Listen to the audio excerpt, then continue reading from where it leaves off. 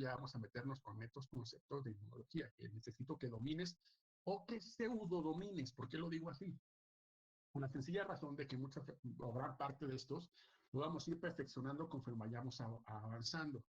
Cuando lleguemos, por ejemplo, a la inmunidad celular y particularmente dediquemos toda una clase a linfocitos T, no verás que decirme sus partes, sus receptores, los doble positivos, su selección, pero por ahora vamos poco a poco, no te estreses. Pues, obviamente, la mayoría de parte de ustedes se va a quedar con ganas de saber más, ¿no?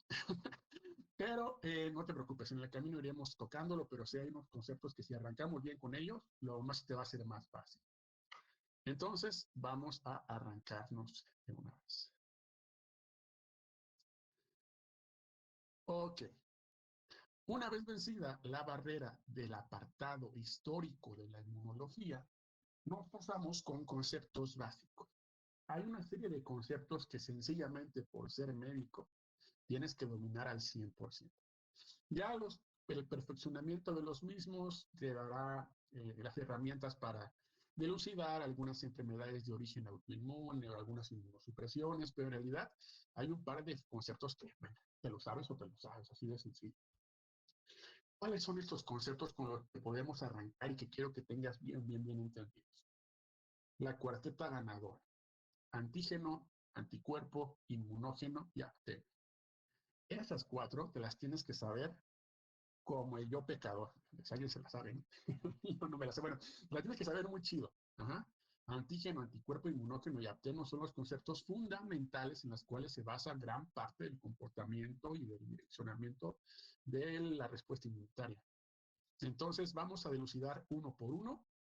Algunos son más sencillos que otros, pero quiero que los tengas bien finos. Empecemos con antígeno. Si alguien lo notó, y seguramente sí, hace rato dije que los anticuerpos se unían a antígenos, a determinantes antigénicas, que básicamente es el reconocimiento de un anticuerpo a una molécula extraña, o mejor dicho, a cierta región de una molécula que determina como extraña. Eso básicamente te da el concepto de antígeno. Un antígeno, como lo dice ahí, es una molécula o puede ser una parte de la molécula capaz de ser reconocida de forma específica. ¿Cómo, profe? Ajá. Ese anticuerpo se une específicamente a esa región de la molécula, a ese antígeno, a esa determinante antigénica. Es un modelo llave cerradura, se reconoce perfectamente. Obviamente, si nos estamos refiriendo a una manera altamente específica y nos estamos refiriendo a anticuerpos, es normal saber que estamos hablando particularmente de inmunidad adaptativa. Todo el mundo sabemos que quizás el ejemplo más palpable, más próximo a la inmunidad adaptativa es por ejemplo los anticuerpos. Sin embargo, hay que poner algo muy importante aquí. Este reconocimiento de un antígeno no solo se lleva a cabo por anticuerpos, dato importante, que estás muy acostumbrado a pensar que el reconocimiento de antígenos se lleva a cabo por anticuerpos y está perfecto, pero también se puede reconocer por receptores en las células T, que se llaman TCRs. Ojo con eso, ¿eh? Vamos a unir todo lo que te acabo de explicar, como lo dice ese cuadrito. Es una molécula capaz de ser reconocida de forma específica por una proteína de la inmunidad adaptativa. Me refiero al anticuerpo. O en su defecto, también por un receptor de célula T, que también es una proteína. Los receptores tienen naturaleza plenamente proteica. Eso es un antígeno. ¿Sí queda claro? Sí, ¿verdad? Te estoy aumentando lo que ya sabías. Seguramente tú ya sabías que un antígeno se reconoce por un anticuerpo. Bien, entonces, ahora sabes que se reconoce por un anticuerpo y posiblemente también por un TCR, un receptor en la célula T. Ya conforme vayamos avanzando te vas a dar cuenta que también tenemos TLRs, por ejemplo, receptores tipo TOL. Pero, de nuevo, te estoy spoileando demasiado, poco a poquito. ¿Va? Bien, entonces, precisamente hablando de este reconocimiento, vamos a hablar de qué onda con los TCRs y con los anticuerpos, porque el reconocimiento sí puede llevarse a cabo por alguno de los dos o por los dos, ¿cierto?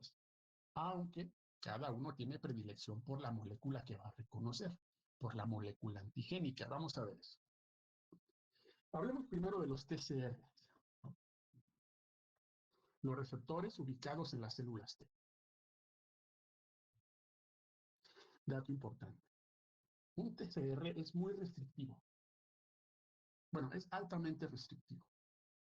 Lo que suele reconocer un TCR son antígenos de tipo peptídico. Dato importante, dato de examen al 100%. Las moléculas, repito, que suele reconocer un TCR son antígenos de tipo peptídico. Vamos por partes. Si yo te estoy hablando de una molécula de naturaleza peptídica, ¿qué tipo de molécula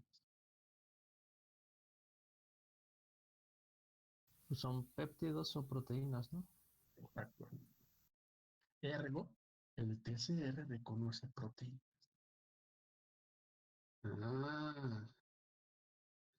Ahora, en ocasiones, este TCR necesita ayuda. ¿De qué estoy hablando? Porque dice ahí, el TCR reconoce antígenos de tipo peptídico. O bien, si el antígeno que va a reconocer está siendo presentado o forma parte del complejo principal de histocompatibilidad. ¿Cómo? No te preocupes, eso del MHC, complejo principal de histocompatibilidad, lo vamos a ver después. No te estreses en entenderlo, solamente ponlo en tu mente. Un TCR que reconoce moléculas de origen peptídico, que son proteínas, o quizás antígenos que forman parte del complejo principal de histocompatibilidad. Esas dos. Repito, el TCR es restrictivo en su reconocimiento. Lo repito por tercera vez, un TCR reconoce antígenos de origen peptídico o si el antígeno forma parte del complejo principal de histocompatibilidad. Esas dos, TCR. ¿De acuerdo? 9. Ahora vamos a la otra vertiente, a la otra cara de la moneda, el anticuerpo. Los anticuerpos son muchísimo más, vamos a decirlo, maleables en este sentido. Los anticuerpos reconocen un montón de cosas. No son tan restrictivos, bueno, de hecho no son nada restrictivos. Los anticuerpos básicamente ubican, obviamente, a cualquier molécula ajena como un antígeno. No son nada restrictivos en este sentido. Como tú en la fiesta, cuando estás borracho, agarras lo que sea, exacto, el anticuerpo es igual. Ajá. No es restrictivo. Este está chido, me le pego. Este también me le pego. Ajá. La diferencia, acuérdate, del TCR. ¿Correcto? Porque el TCR, ¿qué reconoce Rodríguez Silva?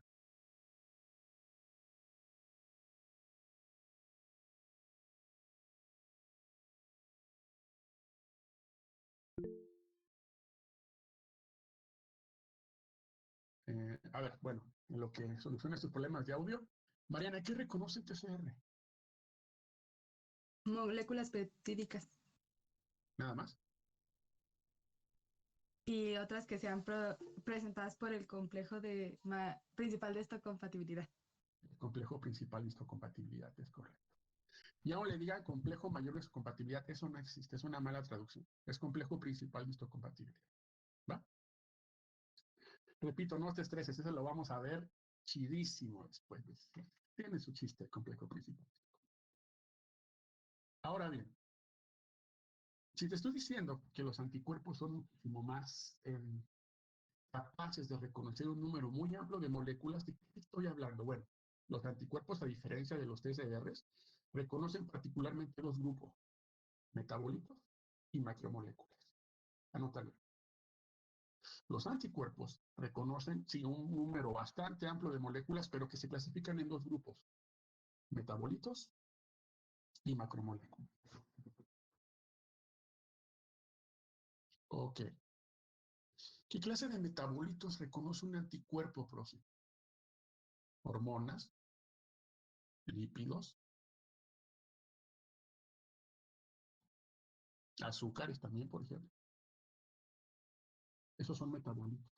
Hormonas, azúcares y lípidos principal.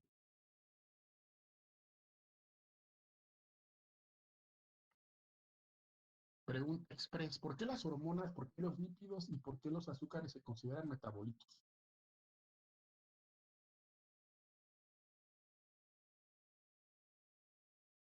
¿Por qué? ¿Alguien sabe? No. Porque son más Sería, fáciles de, A ver, Rodríguez primero. porque son más fáciles de sintetizar. No. ¿Otro? porque llevan una vía metabólica, por así decirlo. Exacto, Ernesto, porque son artífices del metabolismo, hijos míos. ¿Qué sacas de los carbohidratos? Glucólisis, ATP, fosforilación oxidativa, puro metabolismo. Las hormonas intervienen en el metabolismo, por eso son metabolitos, así no se pierden. Un metabolito es una molécula que interviene en vías metabólicas, obviamente. ¿Sí? Dime, Reyes.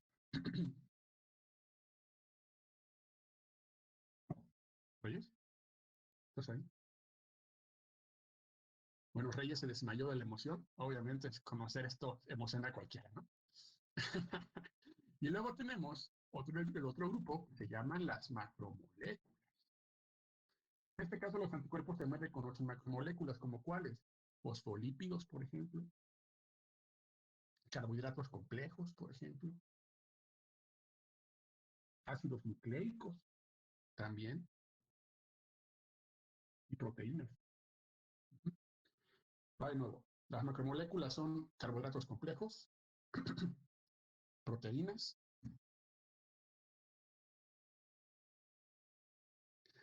fosfolípidos y ácidos nucleicos. Ácidos nucleicos, proteínas, carbohidratos complejos y lípidos. Ah, no, perdón. Y fosfolípidos. Fosfolípidos. Todo ese enorme cantidad de moléculas, perdón, un anticuerpo es capaz de pegarse. Es sencillo entender entonces por qué nos casamos más con la idea de que los anticuerpos son más representativos, aunque, de nuevo, no podemos dejar de lado a los TCRs. ¿Mientos? ¿Vamos bien? Sí, profe. Bien. Sí, profe. Perdón.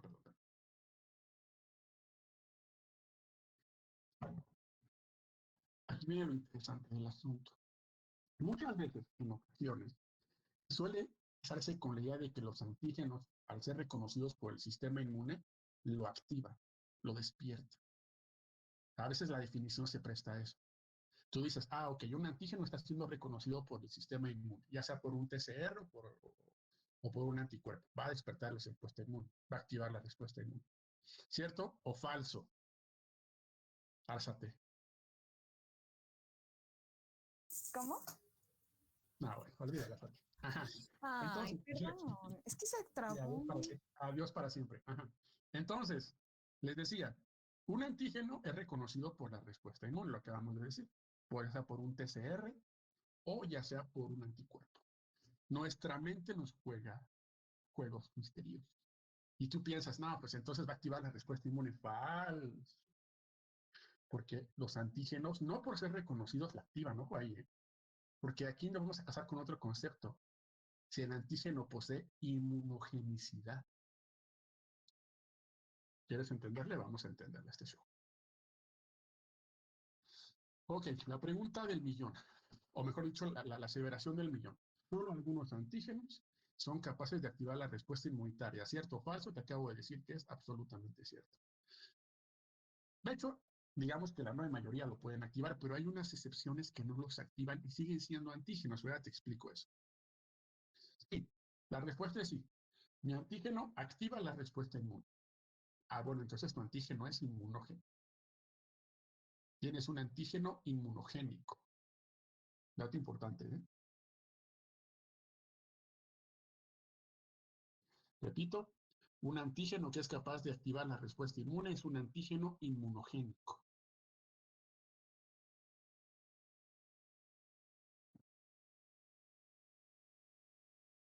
¿Bien? ¿Qué pasa si mi antígeno, a pesar de ser reconocido, no activa la respuesta inmune. ¿Se puede? 100%. Entonces tu antígeno es no inmunogénico. ¿Existen, profe? Claro. Claro que existen. Antígenos no inmunogénicos. No inmunogénico. Vamos a entender esto. Porque lo inmunogénico es sencillo de entender, ¿no? Te está despertando la respuesta inmune a ser reconocido. Pero el no inmunogénico, ahí está, no produce respuesta, ¿eh? Si está interaccionando puede ser con un PCR, puede ser con un anticuerpo, pero no va a producir una respuesta, no va a producir una vía de señalización en torno a su reconocimiento.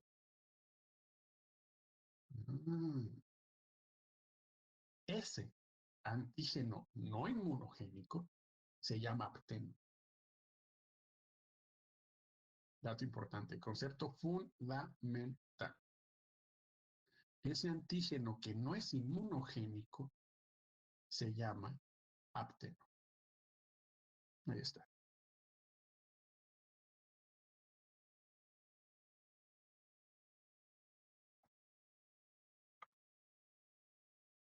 ¿Está claro?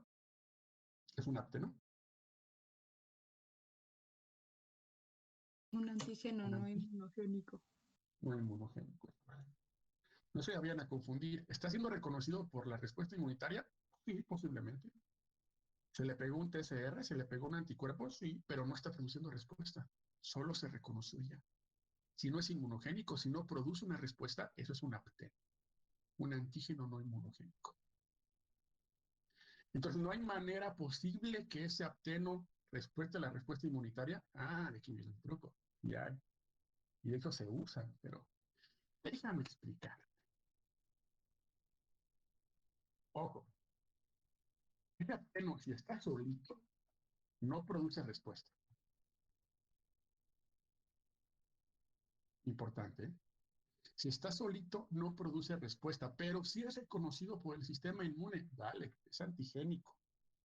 Sí, antigénico sigue siendo un antígeno, pero no produce respuesta, solito no lo va a producir.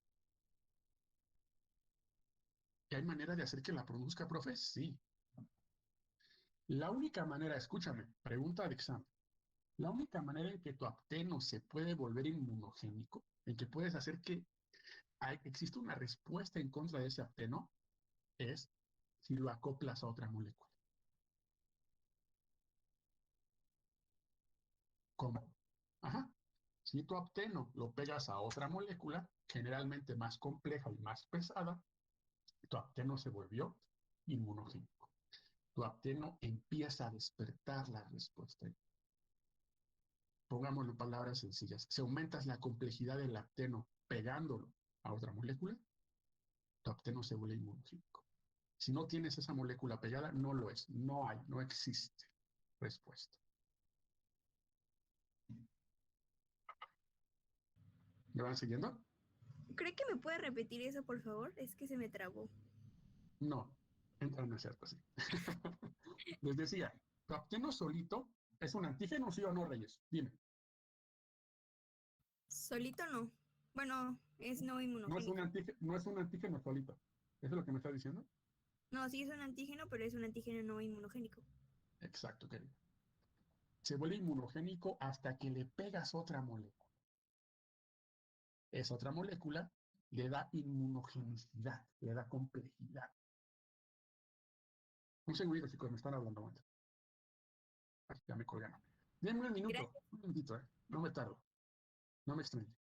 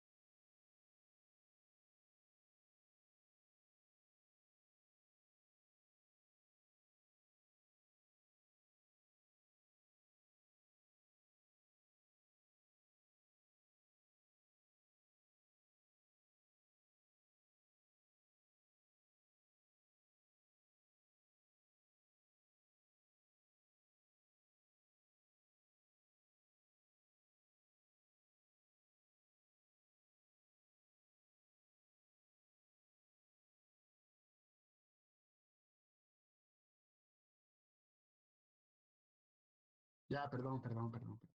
Es que luego uno no contesta y le hacen un drama. Pero bueno, ajá, vamos bien, ¿no? ¿Entienden? Lo del apteno y la carácter inmunogenicidad por acoplamiento a otra molécula más compleja. Dato, ¿cómo se llama esa molécula más compleja que se le pega al apteno y la inmunogenicidad? Carrier. Le decimos carrier. ¿Lo puedo escribir, profe? 100%. Carrier. Ahí está. Muy bien, volvamos a esto entonces. Profe, Mande. ¿esta molécula podría ser albúmina? Exacto. ¿Lo viste? Justamente el ejemplo que vamos a dar va a ser, justamente su compañero se me adelantó tantito.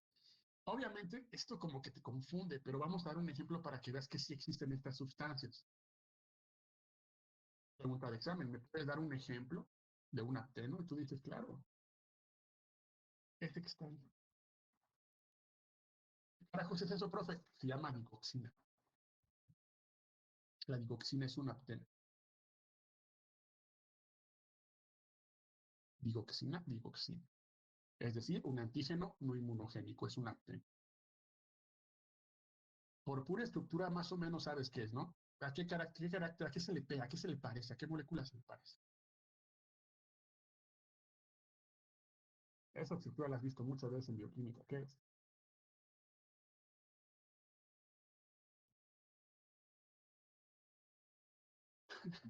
A ver, bioquímica 2, ¿qué es? Hijos y niños. ¿Colesterol? No, espérate. A ver, mira, chécate los anillos. ¿Qué es?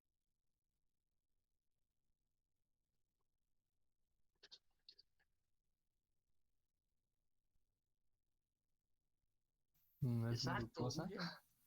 Más o menos, es un glucósido. Un glucósido cardiotónico. ¿Qué? Anótalo, ya te explico. Un glucósido cardiotónico.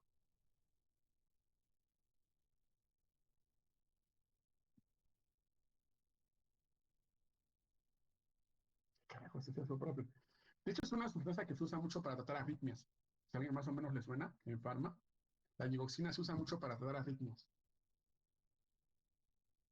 Porque aumentan el tono vagal, el periodo refractario del nodo ¿Glucósido arterioventricular. qué dijo? Glucósido cardiotónico. El cardio te hace saber que tiene que ver con el corazoncito que tienes maltratado. Sí, Exacto. sí. Exacto. Y les digo, ya cuando vean farmas, si no es que ya la llevan, se darán cuenta que la digoxina se usa mucho para tratar arritmias. Porque aumenta el tono vagal y el periodo arterioventricular y el periodo refractario. Bueno, cosas que no vamos a ver aquí porque esto no es físico, ¿no? Pero tiene su sentido.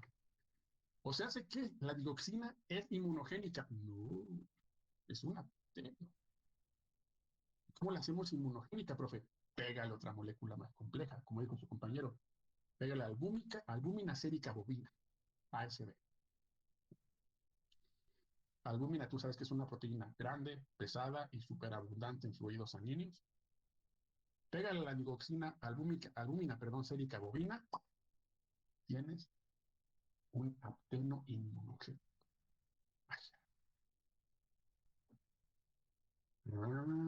Así, exactamente. Así. Ahora, nota que es albúmina sérica bovina. O sea que tienes que reconocerlo como extraña para generar inmunogenicidad, ¿estás de acuerdo?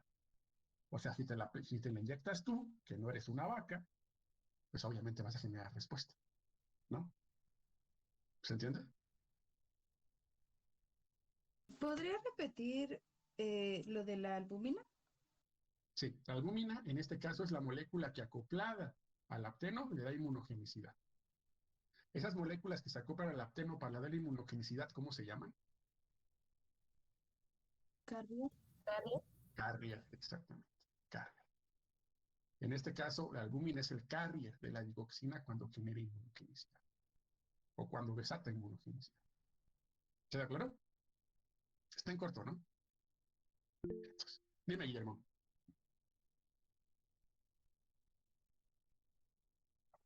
Es correcto. El carrier será la albúmina, sérica bovina. Uh -huh. ¿Vamos chido? Bien, entonces, continuemos entonces. Muy bien, ahora que precisamente que estamos con ese tema de inmunogenicidad, una molécula más o menos inmunogénica, es la pregunta, ¿no? ¿Tu moléculas deben de tener ciertas características para ser inmunogénicas? La respuesta es que sí. Hay 4 factores que hacen una molécula más inmunogénica, es decir, que tenga mayor capacidad de despertar una respuesta. El tamaño, la composición química, la forma física y su degradación. Anótalas, vamos a pasar una por una, te doy tiempo de que las anotes. Repito, los factores que afectan o que prolongan o que aumentan o que determinan la inmunogenicidad, tamaño, composición química, forma física y la degradación.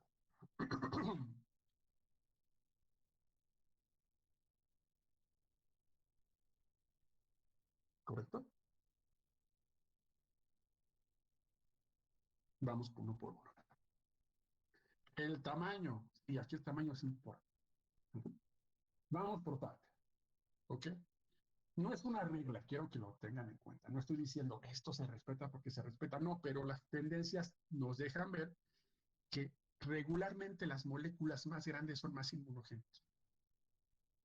Mientras más grande tu molécula, más inmunogénica tiende a ser. Repito, no es una regla al 100%, habrá una molécula ahorita que sea muy inmunogénica, pero la tendencia es clara. Mientras más grande es, regularmente más inmunogénica. ¿Correcto?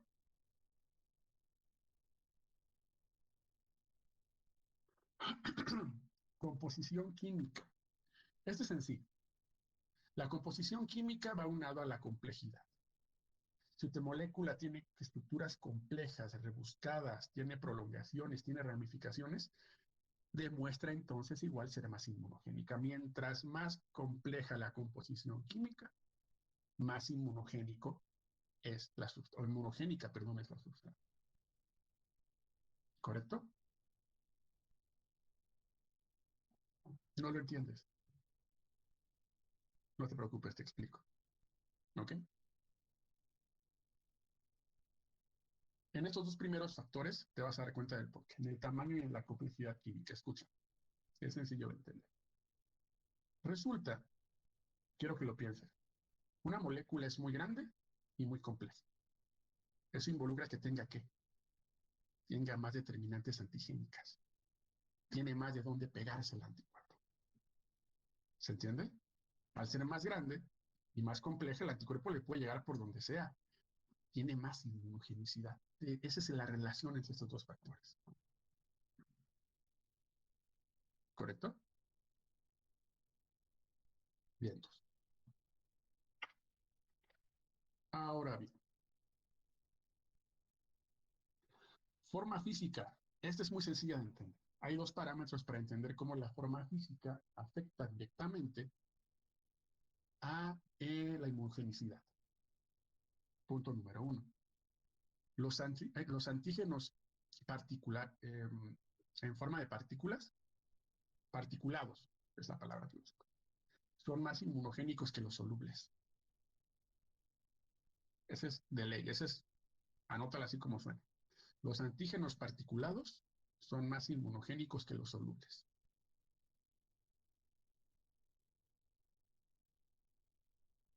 Uh-huh.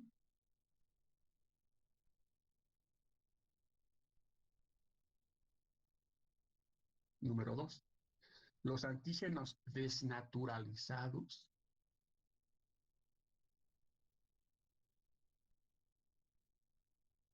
son más inmunogénicos que sus formas nativas. De nuevo. Los antígenos desnaturalizados son más inmunogénicos que sus formas nativas. ¿Se entiende el por qué? De nuevo, la complejidad. Si está particulado, es más complejo. ¿Lo ves? Si está desnaturalizado, es muy sencillo entender cómo desnaturalizado era. Pon un ejemplo. Bueno, ¿saben qué es desnaturalizado? Para empezar. ¿Qué es, Ernesto? Que pierde, bueno, lo vimos cuando fue proteínas, es que pierde su estructura funcional. Exacto. Chécate esto. Este puño es una proteína. El anticuerpo se puede pegar aquí, o acá, o acá, ¿no? Si lo desnaturalizo, si lo linealizo, se pega aquí, se pega acá, se pega acá, se pega acá, se pega acá. Expones más regiones donde se pueda pegar el anticuerpo. Por eso cuando se desnaturaliza, resulta ser más inmunogénico. Expone más determinantes antigénicos. ¿Sí lo ven? Y entonces, ¿vamos bien hasta aquí? Muy bien. Y ya el último está más en corto, la degradación. ¿A qué se refiere degradación? Es la pregunta del millón, ¿no? Cuando hablamos de degradación, estamos hablando particularmente de un aspecto por demás interesante, que es que la mayoría de antígenos, cuando se degradan por fagocitosis, aumentan su inmunogenicidad. ¿Cómo? Ajá. Si quieres que un antígeno sea más inmunogénico, que lo fagociten, que lo degraden, que se lo coman. ¿Por, ¿Por qué? Ah, bueno, imagínate, un macrófago se come un antígeno, va a exponer sus determinantes como célula presentadora de antígeno. Es decir, me lo como y saco sus pedacitos en mi membrana. Aumento su inmunogenicidad. Yo hice pedacitos y pegué pedacitos de mi membrana. No te preocupes aquí luego si no te entiendes. Cuando veamos fagocitosis lo vas a entender. Los macrófagos son células presentadoras de antígeno porque lo que se come lo ponen en su membrana, se lo presentan al sistema inmune.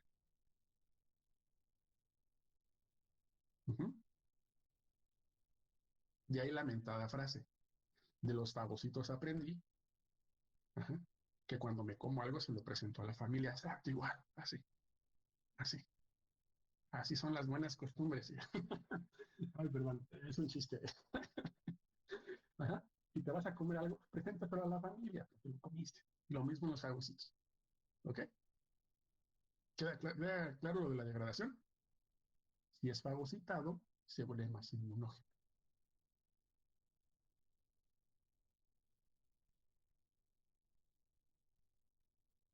Entonces, ¿vamos bien?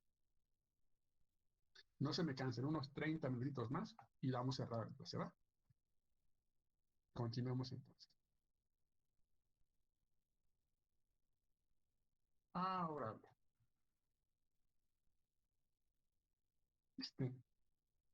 un grupo especial de antígenos que son por demás interesantes. Les decimos superantígenos. ¿Cómo? Ajá. Existen los superantígenos, que tiene clara relación con el último apartado que acabamos de repasar. Yo te acabo de decir, independiente de la forma, independiente a la complejidad, independiente del tamaño, pues digamos que el punto más inmunogénico de un antígeno se adquiere cuando lo fagocita. Eso está claro, ¿no? Resulta que los superantígenos no requieren de ser fagocitados, no requieren de ser tratados para despertar la respuesta inmune. A veces ni siquiera requieren de ser identificados por los TCRs o por los anticuerpos. Solitos disparan la respuesta inmune, por eso se llaman superantígenos. No necesitan ser procesados. ¿Cómo? Ajá. Solito él llega y hace su desastre. Sin necesidad de procesamiento, sin necesidad de identificación, él sabe dónde pegarse y empezar este desastre inmune. Míralo aquí. Ejemplo. Que no te preocupes, esto también lo vamos a estudiar después cuando lleguemos a ese tipo de ejemplos. Aquí tenemos un linfocito T. Aquí tenemos una célula presentadora de antígeno. Estas las vamos a ver muy bien después. Y aquí tenemos tanto el TCR que te dije, como el complejo principal de histocompatibilidad. Y aquí se las están presentando. Aquí hay un fragmento de la que se está presentando entre estas dos células. Resulta que el superantígeno se les pega por este lado. ¡Pum! Se les pega por un lado. O sea, ni siquiera tiene que estar reconocido aquí, mira. Ni siquiera está en la llavecita. Él solito se les pega en la cadena lateral. En la parte lateral del TCR y en la parte lateral del complejo principal de histocompatibilidad. Él solito está montando su pieza.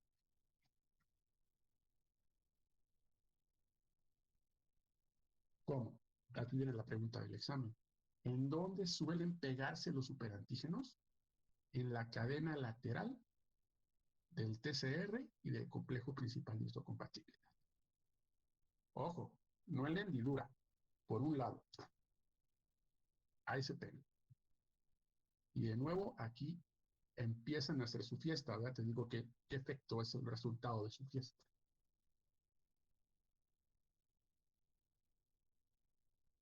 ¿Vamos bien?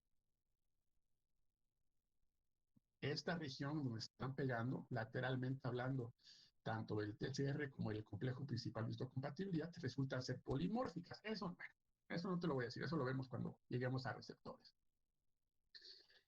¿Y cuál es el resultado de esto? O sea, el hecho de que se pegue ahí sigue siendo inmunógeno, profe, sigue teniendo inmunogenicidad, 100%, pero no solo eso, la tiene súper aumentada. Hiperactiva la respuesta inmune. Tienes una tormenta de citocinas, tienes una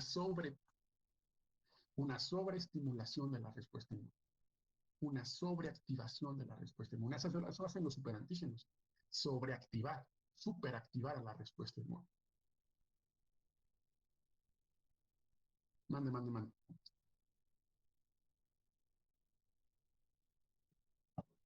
¿Ya me preguntó algo? ¿No? Juro que escuché. Bueno. ¿Tenemos ejemplos de superantígenos, profe? Absolutamente sí.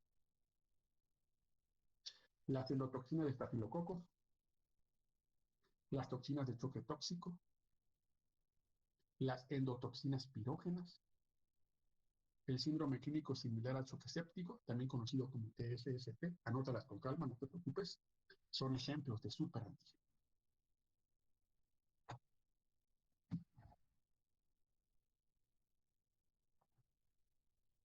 ¿Por qué se caracterizan todas y cada una de estas?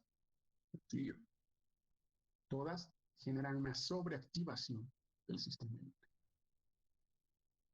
Cuando tienes una de esas, de hecho lo que te está matando no es per se la infección, es tu respuesta a la infección.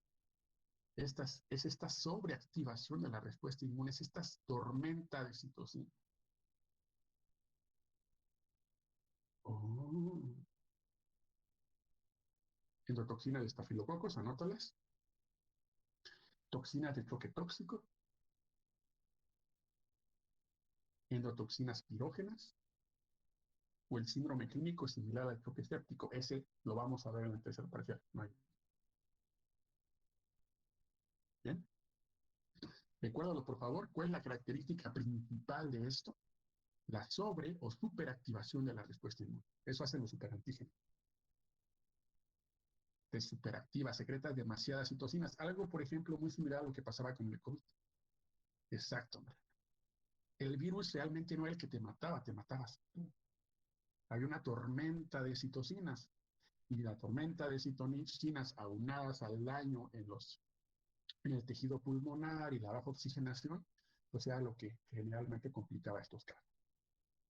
¿Vamos bien? Como alergia, muchísimo más arriba. O sea, el punto de las alergias es más como la histamina que secretas. Aquí son citocinas.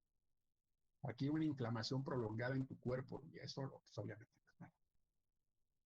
Es como esto de no negociamos con terroristas, pues sí, pero te vas a quemar por dentro. Pero sí pasa, bueno, más o menos. ¿Va? ¿Vamos bien? Bien, entonces. Y es entonces que pasamos al siguiente tema, que es un poco más rápido, no se estresen. Ajá. Que se juntaba la cadena de CR. Es complejo, es correcto. Es correcto. A la cadena lateral del MHC y del TCA. Ojo, no en la hendidura, repito, no se me confundan, no en la hendidura, al ladito. ¿Vamos bien? Muy bien, continuamos entonces. Unos 20 minutitos más, ya son libres. Es entonces que si ya dominas estos conceptos, que espero que los domines porque son relativamente sencillos de entender, llegamos a el otro apartado. Porque ya definimos antígeno, ya definimos apteno, bueno, mejor dicho, ya definimos inmunógeno, ya definimos apteno. ¿Qué nos falta? Anticuerpos. El principal actor de la inmunidad tumoral. ¿Correcto? Hablar de anticuerpos, obviamente, como te dije, todo esto es como va muy por encimita. Obviamente, si te hablo del TCR, en algún momento veremos el TCR a mucha profundidad. Si te hablo del complejo principal de histocompatibilidad, en algún momento veremos este complejo a mucha profundidad. Aquí de nuevo, te voy a hablar de anticuerpos muy por encimita. Ya después, cuando lleguemos a inmunidad adaptativa, te vas a ser experto en expansión clonal y la cadena lateral y las regiones variables y constantes y la reformación de las cadenas. Bueno, en su momento, ahorita nada más te voy a presentar las cuestiones más importantes de los anticuerpos. Pregunta número 1. ¿Dónde encontramos anticuerpos? Por favor, quiero escuchar una respuesta muy certera. En la sangre. Nada más ahí. En el sistema linfático. Más o menos. Hay dos lugares en donde los anticuerpos están presentes 100 al 100. Uno es en la sangre y el otro En el hígado. En los linfocitos B, en el linfocito B. Exactamente. O están en la sangre o están anclados a la membrana de los linfocitos. Son los lugares donde más anticuerpos vamos a encontrar. Anticuerpos circulatorios o anticuerpos anclados a la membrana del linfocito. De hecho, funcionan como receptores, pero eso lo veremos después. Ahí lo vamos a encontrar. ¿Bien? Muy bien. Hay muchas características de los anticuerpos que podemos mencionar. Las dos que tienes que dominar son extremadamente diversos. Tenemos una cantidad impresionante de anticuerpos que reconocen una cantidad impresionante de antígenos.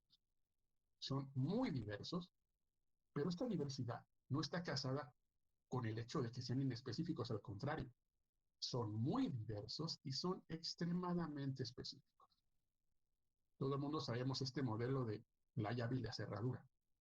Un anticuerpo reconoce siempre un determinado antígeno. Por más diverso que sea, siempre son muy específicos. Ojo con ese detalle, por favor.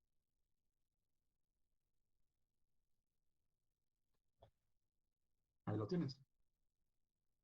Se ve más como la derecha que como la izquierda. Todo el mundo nos casamos con la figurita de la Y porque es más sencillo, pero en realidad es una glicoproteína. Es una glucoproteína, es un glúcido a una proteína. Son proteínas glicosiladas.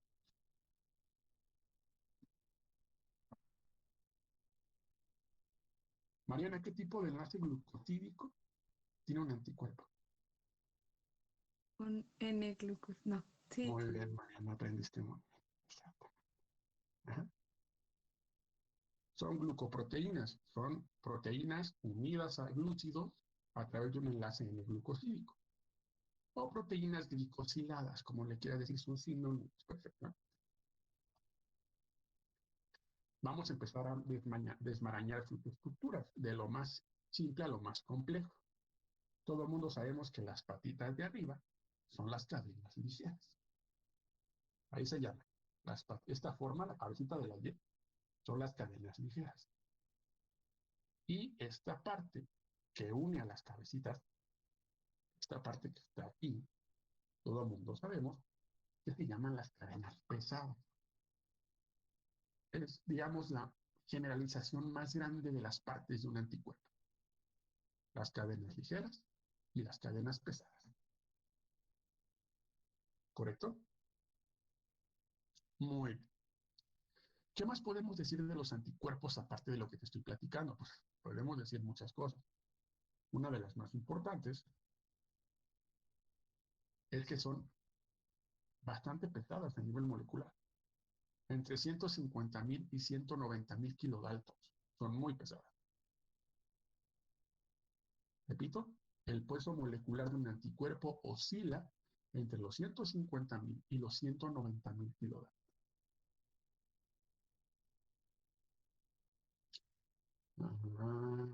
Ok. Sencillo, sencillísimo. Si no te identificas con ese concepto de kilodaltons, cuando pases a biomedicina molecular, sabrás que es la medida en la que tomamos una diferenciación de proteínas corriéndolas en la separación electroforética. ¿Qué carajo se está diciendo? No te tiene que importar ahorita, lo vas a ver en biomedicina molecular. Pero a su vez, también sabemos que tenemos muchos tipos de inmunoglobulinas. Ahora, vamos por partes. De los tipos de inmunoglobulinas sabemos que están los tipos de anticuerpos que conocemos particularmente. Sin embargo, también tenemos que reconocer que aparte de la A, la B, la G y eso, tenemos una clasificación de globulinas con base en cómo se separan en un corrimiento electroforético. ¿Cómo, profe? No te preocupes, te explico. Lo que ves aquí es un corrimiento electroforético, en donde las proteínas glicosiladas o no anticuerpos, las globulinas, mejor dicho, se van separando. Nuestra referencia es esta, la albúmina, que sabemos que es la proteína más abundante en sangre, que tenemos mucha en. Sin embargo, las globulinas, ojo con esta pregunta de examen, las globulinas también se pueden separar por su peso en un corrimiento electroforético.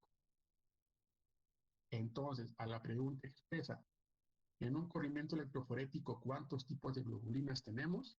Particularmente son la alfa 1, la alfa 2, la beta y la gamma. Dato importante. De nuevo, basando, ¿mandé? Más abundante de sangre, albúmina. Es una proteína.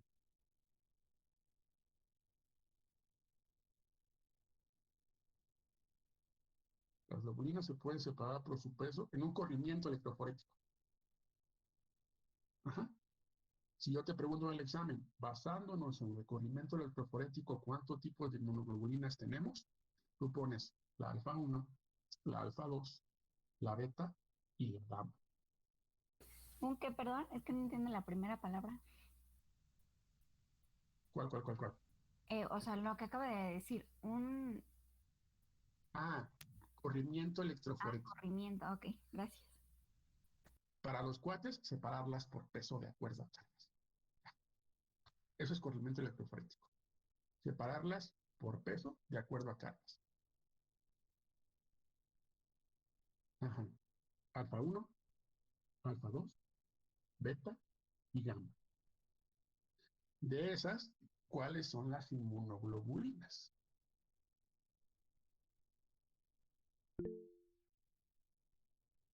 Es lo mismo, Mariana, es correcto. De la alfa 1, la alfa 2, la beta y la gamma, ¿cuáles son las inmunoglobulinas? No son las gamma. La alfa y la gamma. Las gamma globulinas, particularmente, en cierta parte las alfa, pero cásate con las gamma. Las gamma globulinas son los anticuerpos. Es decir, el último. Mira, el que se separó al final. Los que atraviesan la membrana placentaria, ¿no? Ese es un tipo de anticuerpo en particular. Ahorita vamos a hablar de la clasificación, pero de inmunoglobulinas. Aquí son clasificaciones de globulinas. Esta es una clasificación de globulinas. No se me vayan a perder. O sea que todas esas no son anticuerpos. No, son globulinas. Los anticuerpos son las últimas, las inmunoglobulinas. Particularmente. Ok, vamos a entender. Por ejemplo, las beta-globulinas de aquí, beta-globulinas, se expresan en la membrana de células nucleares. Es decir, tienes beta-globulina en la membrana de células. ¿Y qué? Bueno, por ejemplo, las beta-globulinas son marcadores tumorales. ¿Qué? Ujú. Las beta-globulinas son marcadores tumorales. Oh. O sea que per se no fungen como anticuerpos, no. O tienen un funcionamiento un tanto distante. Cuando digamos eso, más específicamente lo verán. Las alfa-1 neutralizan enzimas peptídicas, por ejemplo, proteolíticas, estas. Las alfa-1 neutralizan enzimas proteolíticas. O sea, enzimas que rompen proteínas, es correcto, las neutralizan.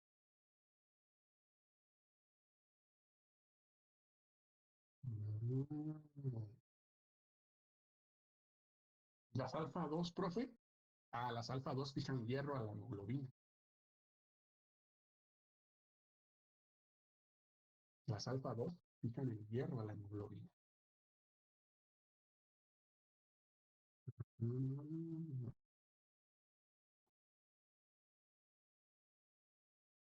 Las alfa-2, repito, fijan el hierro a la hemoglobina. Dime, Mariana. ¿Eso? Ajá, era lo que le iba a preguntar. Bien. Porque todo el mundo sabemos que el hierro forma parte de los anillos tetrapirrólicos componentes de la hemoglobina que permiten entonces una correcta distribución de oxígeno evitando una hipoxia tisular o en su defecto una correcta distribución del hierro evitando así una anemia ferropénica. ¿Qué dijo? Lo vas a ver cuando avances. ¿Va? Entonces te das cuenta que las globulinas no solo son inmunoglobulinas, ¿lo es? Las globulinas tienen un montón de características, tienen un montón de funciones. La que nos importa, la que nos acuñe, son las gamma-globulinas, que particularmente son los anticuerpos. ¿Vamos bien? Está sencillo, ¿no? Nada más separar las ideas. No todas las globulinas son anticuerpos. Y entonces, justamente es lo que vas a ver aquí. Mira.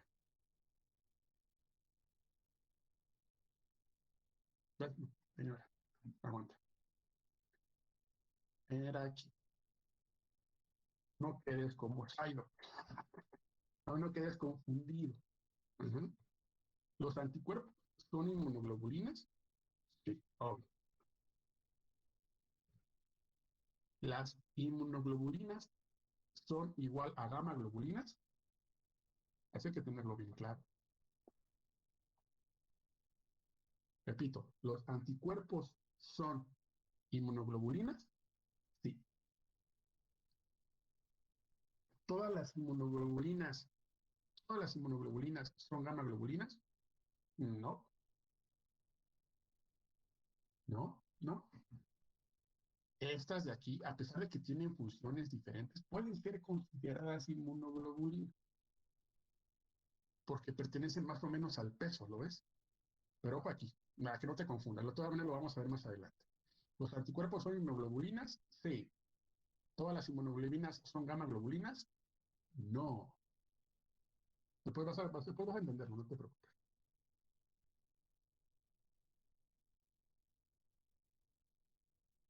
¿Ok? ¿Más o menos? ¿Qué hacían las globulinas beta? Las globulinas beta están en la superficie de células nucleares. Son como señalizaciones de señalización. Y son marcadores de tumores. Son marcadores tumorales. No te estreses si no entiendes lo que te acabo de decir. Cuando veamos la naturaleza de cada una vas a entender lo que hago. Ahorita nada más quédate con esa idea del final. ¿Va? Bien, pues. Ahora bien, vámonos a esta parte. Vamos a aumentar la complejidad. Porque hace rato dijimos, ciertos, cadenas pesadas y cadenas ligeras y cadenas pesadas, pero hay que reconocer que, de hecho, tienen sus partes, tienen sus regiones. No es tan fácil como decir, lo de arriba es ligero, lo de abajo es pesado. No, no va por ahí. Vamos a entender primero la anatomía del anticuerpo. Velo dibujando.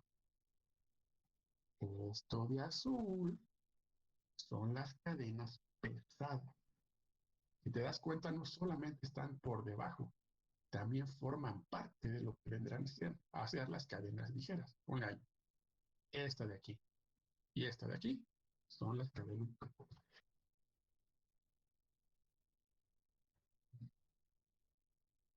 Ok. Y estas de acá son las cadenas ligeras.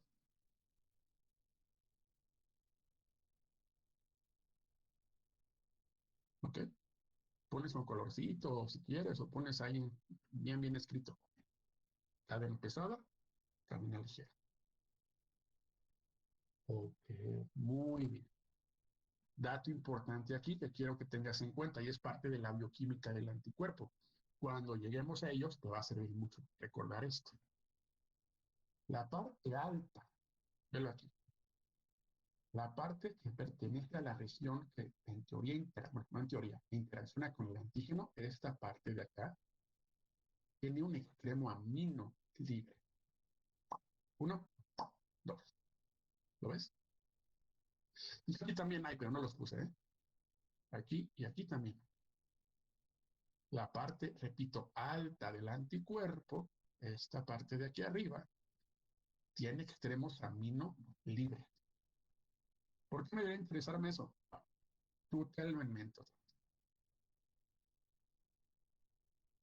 La parte baja del anticuerpo tiene grupos carboxilo libres. Aquí mira. La parte baja del anticuerpo tiene grupos carboxilos libres. Dicho más fácil, arriba los aminos, abajo los carboxilos. Arriba los aminos, abajo los carboxilos. Dime, Ernesto. Eso es como lo de las proteínas, ¿no? Va a permitir la unión. ¿Te das cuenta que los anticuerpos son proteínas? Al fin y al cabo son proteínas. Las proteínas sabemos que tienen un extremo amino y un carboxilo, lo mismo aquí. Muy bien, Ernesto, solo recuerden, amino arriba, carboxilo abajo. ¿Por qué es importante eso? Oh, tú recuerdas, cuando veamos complejo antígeno-anticuerpo vas a ver por qué es importante. ¿Vamos bien? Bien. No me vayan a perder, sé que están cansados. 15 minutos más y nos va. Ahora bien, ¿qué los mantiene unidos? Es la pregunta del millón. Porque si te das cuenta, esta de aquí se une con esta de acá, con estos bonitos enlaces. Y esta de aquí se une a esta de acá con este enlace. Y esta de aquí se une acá con este enlace. ¿Cuáles son los enlaces que mantienen unidos a un anticuerpo? Es la pregunta. Puentes disulfuro. Es la respuesta adecuada. Repito, los enlaces que mantienen unidas a la estructura per se de un anticuerpo son los puentes disulfuro.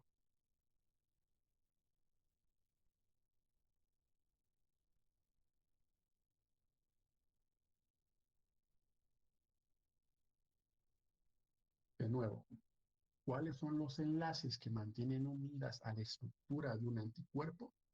Los puentes disulfuro. Aquí viene lo complejo del asunto, que lo digo despacito para que no te me pierdas. Porque qué sencillo decir, los puentes disulfuro, profe, en corto. Tranquilo. Los puentes disulfuro son enlaces covalentes. Repito, los puentes disulfuro son enlaces covalentes de los grupos tiol de las cisteínas de los aminoácidos, ¿qué? De los grupos tiol de las cisteínas de los aminoácidos, de los grupos tiol de las cisteínas de los aminoácidos de la cadena polipeptídica. Punto. ¿Podría repetir desde grupo tiol? No. Sí. Enlaces covalentes entre los grupos tiol de las cisteínas de los aminoácidos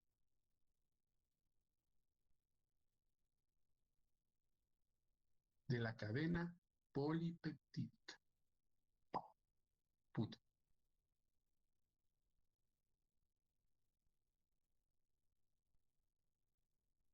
Gracias. A verlo otra vez tú, Mariana. Porque es pregunta de examen oral esa, ¿eh? Voy. Los puentes disulfuros son los enlaces covalentes de los grupos tiol de las cisteínas de los aminoácidos de la cadena polipeptídica. Exactamente. Dime el resto.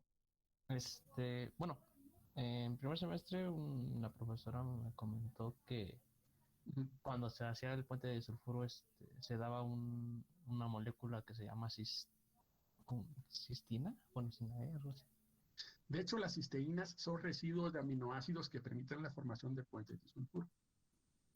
Digamos que las cisteínas ayudan a que ellas se nexo. No es que se forme realmente, sino que se usa para enlazarse. Okay. Ajá. Sí, las cisteínas, de hecho, es un residuo de aminoácidos, se llama así. De hecho, lo vieron en bioquímica, en proteínas, ¿no? ¿Verdad, Mar Dávila? Que vimos tiol, grupos tiol. Sí. Eso, muy bien. Entonces, por ejemplo, Mar sabe, pero Mar dijo, ay, esto es de niños, porque lo sabe, ¿no? Pero bueno, vamos hasta aquí, ¿verdad? No se me han perdido, no se me han desmayado, están vivos todavía conmigo. Ya tienen cara de que se quieren morir, tranquilos. 10 minutos, míralos.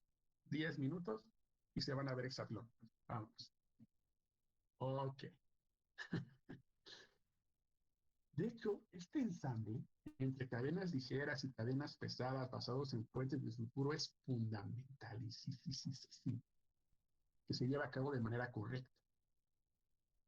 El deficiente ensamble de estas cadenas, ya sea las ligeras o las pesadas, adivina qué, produce enfermedades. Si tus anticuerpos no se arman bien, no solamente no tienes anticuerpos que te defiendan en contra de estímulos antigénicos, sino que también te enfermas por no tenerlos. Lejos de la inmunosupresión, genera enfermedades. Vamos a ver unas cuantas en el contexto de errores en este ensamble. Si el problema nace de las cadenas ligeras, del ensamble de las cadenas ligeras, escúchame, vas a tener trastornos de células plasmáticas.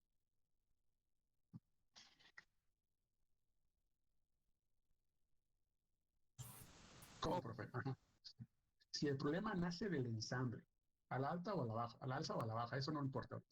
Tú sabes que el problema nace del ensamble de las cadenas ligeras, que vas a tener trastornos de células plasmáticas.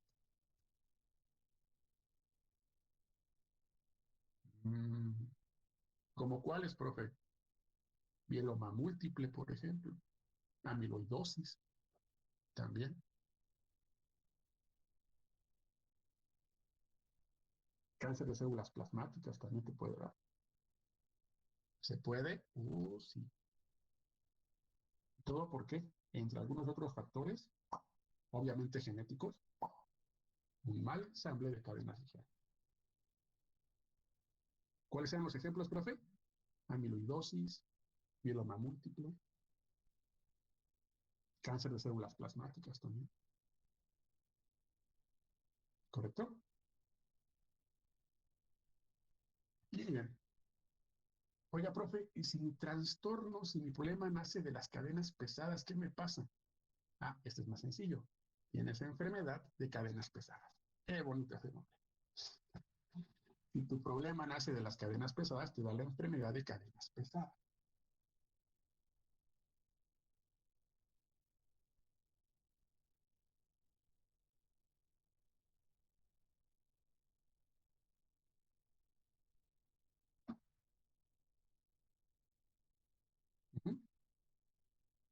Enfermedad de cadenas pesadas.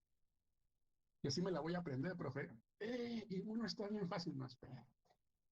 La enfermedad de las cadenas pesadas, ya sé que me odian por esto, pero es mejor que lo sepan de una vez. Es una proliferación de células linfoplasmocíticas. Ya voy, Mariana, perdón, me acelero. Ya me lo han dicho que voy muy rápido. Proliferación de células. Ya, respira. Ay, te duele tu manita, Mariana. Ya, tranquila, escríbele. Proliferación de células linfoplasmocíticas.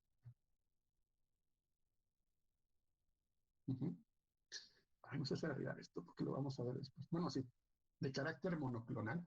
Después vemos eso. De carácter monoclonal.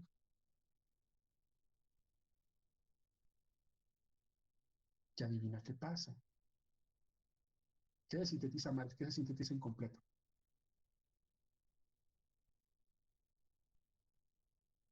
Acuérdate que estamos definiendo qué se sintetiza incompleto. El anticuerpo. La cadena pesada. Cierto. La cadena pesada. ¿Ok?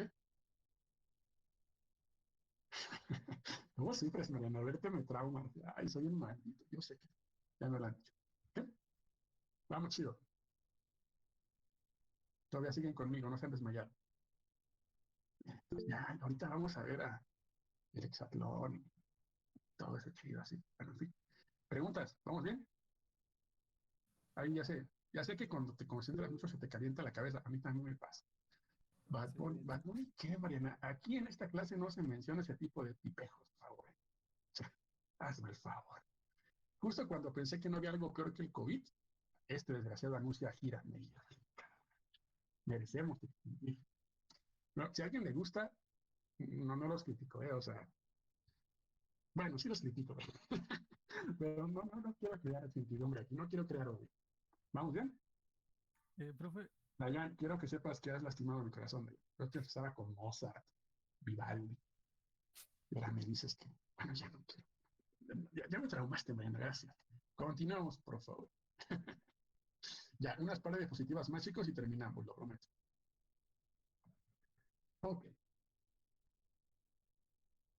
Resulta que aparte de las cadenas ligeras, que aparte de las cadenas pesadas, que aparte de esta prolongación de las cadenas pesadas y consecuentemente las ligeras ensambladas, que aparte de los puentes disulfuro, nosotros también identificamos dos regiones muy importantes en los anticuerpos.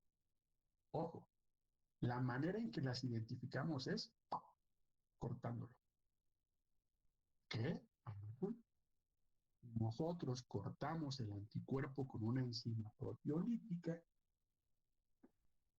que generalmente eso es una que se llama papaína. ¿Qué? Como de la papaya, no, espera, papaína, ya. Es una enzima proteolítica que corta el anticuerpo. También se usa pepsina, si no mal recuerdo, pero papaína es la segura. Ajá. Tú vas a liberar dos regiones del anticuerpo. Profe, ¿cuáles son estas dos regiones del anticuerpo que se liberan cuando la corto con una enzima? La región FAB y la región FC. FAB, FC. FAB, FC. Repito, la única manera que tenemos de identificarlas es si lo cortamos. Si están ahí, sí, pero son evidentes cuando los cortas. Muy bien. Aquí viene el detalle importante. ¿Qué significa FAB, profe? La región de unión al antígeno. Eso es FAB. Región de unión al antígeno. ¿Qué? Ajá. Por aquí se pega, ¿no te acuerdas? No. Entonces, como de aquí se agarra, esta es la región FAB, la región de unión al antígeno. Antigen bind. Ajá. Y la región de abajo se llama FC, porque es la región cristalizable. ¿Qué? Región cristalizable.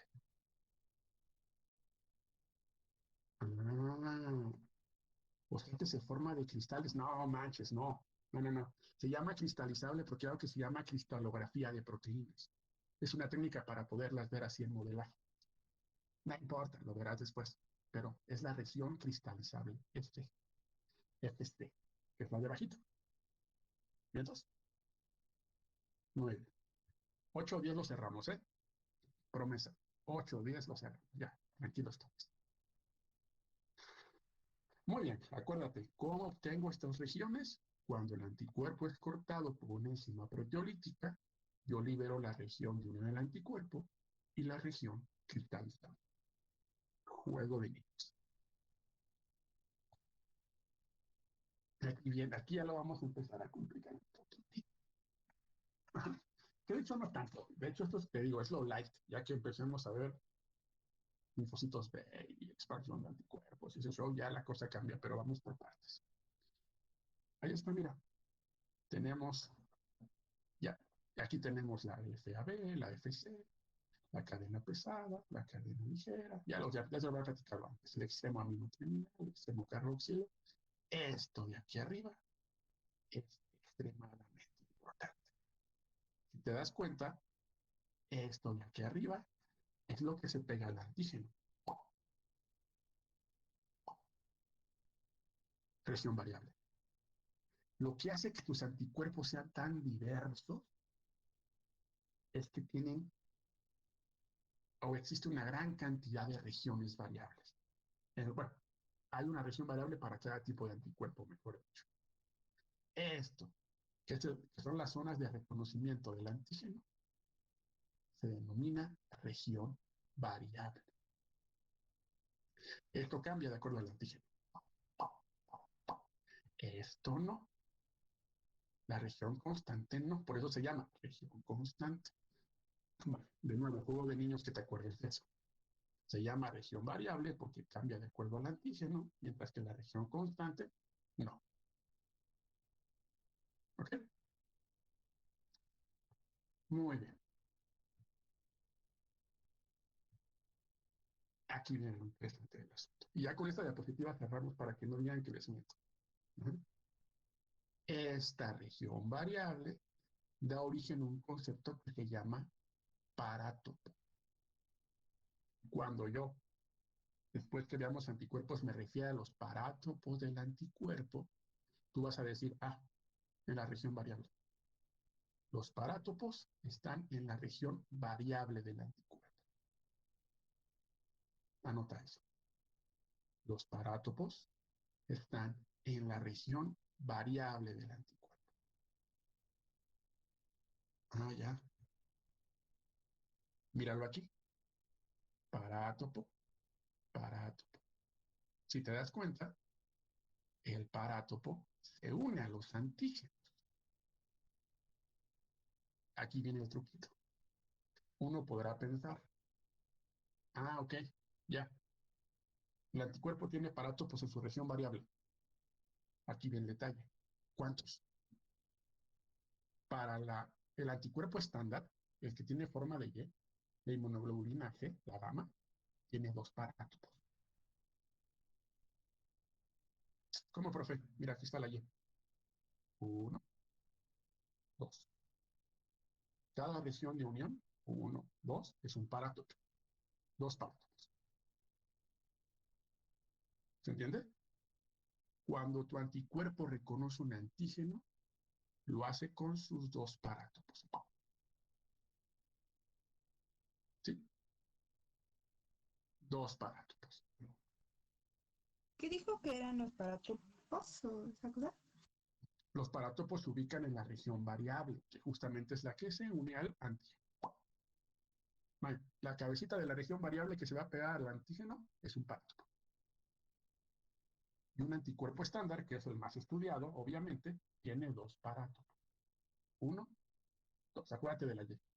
1, 2. ¿Y entonces? Sencillo, ¿no? Muy bien. Acuérdate de esto.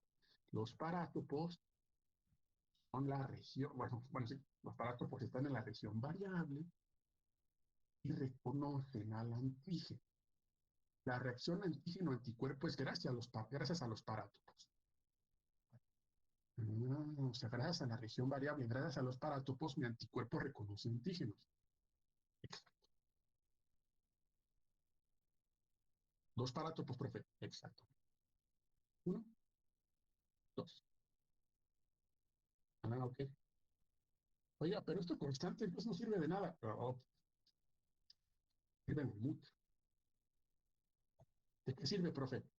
Ah, bueno, la región constante de entrada es la zona de reconocimiento de los fagocitos. ¿Qué? Ah, no. Anótalo y ya te lo explico. La región constante es la zona de reconocimiento de los fagocitos. Ah, ¿cómo? Ajá. En opciones, los fagocitos se comen a una molécula extraña cuando se le pega un anticuerpo. Lo que el fagocito va a reconocer del anticuerpo es la colita que sale volando, la región constante. ¿Lo ves? O sea, no llega allá y me lo trago todo, no, espérate. Ah, mira, una región constante. Ajá.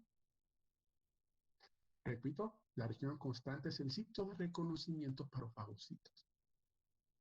Para determinados antígenos. Después veremos eso, ¿no? De nuevo, estoy siendo muy general, pero quiero que más o menos ya te suene. La región constante es el sitio de reconocimiento para algunos fagocitos. Ah, mira, una región constante. No. ¿Ok? Bien, entonces, perdón por mis efectos de sonido bien peliculescos, pero así se acuerdan. Y el otro, que resulta también interesante, es que la región constante es la zona de unión a determinados linfocitos. ¿De qué estoy hablando? Pues muy sencillo, ¿no? Bueno, ese es un macrófago, vamos por partes.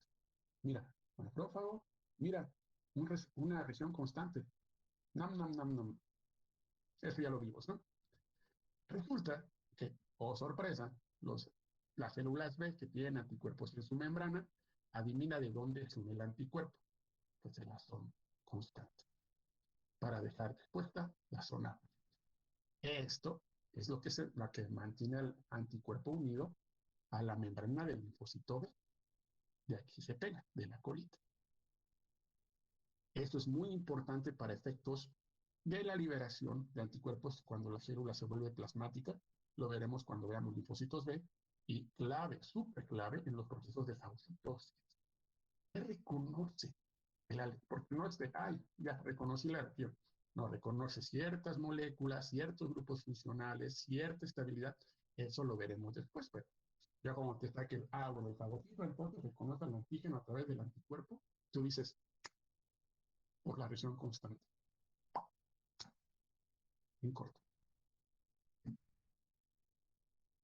Muy bien. No se estresen, lo prometido es deuda.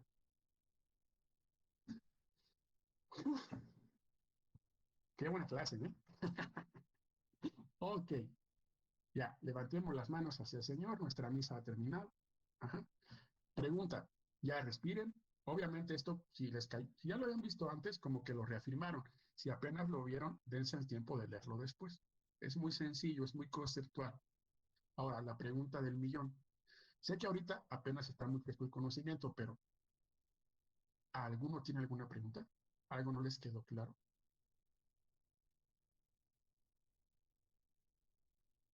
Ok, por el momento no pasa nada. Denle una checada, denle una revisada y la próxima clase, si tienen dudas, lo retomamos, ¿eh? Prefiero que vayamos avanzando todos juntos y que todo quede claro a que me siga como ahorita en tobogán y algo se quede ahí. ¿Y entonces? Bueno, nadie tiene dudas entonces. Muy bien. Seguro el horario, entonces nos vemos hasta creo que el lunes no hay clases, ¿no? Es inhábil, creo. Bueno, no importa, yo sí voy a dar la clase. Ajá.